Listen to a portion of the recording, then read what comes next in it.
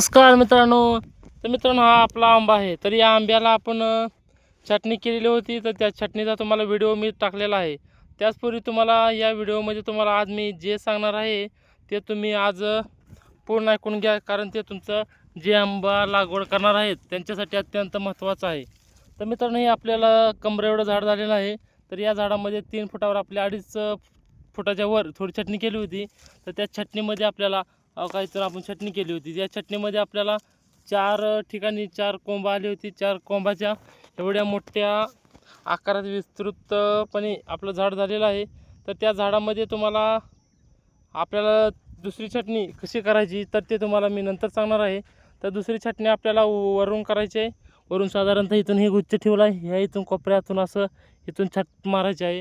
त्यानंतर आपलं त्या त्या ठिकाणी 4 कोंब आणायचे. आता 4 ह्याला 4 असे कोंब म्हणले की झाले 4 चौक 16 फांद्या त्याला तयार होणार आहेत.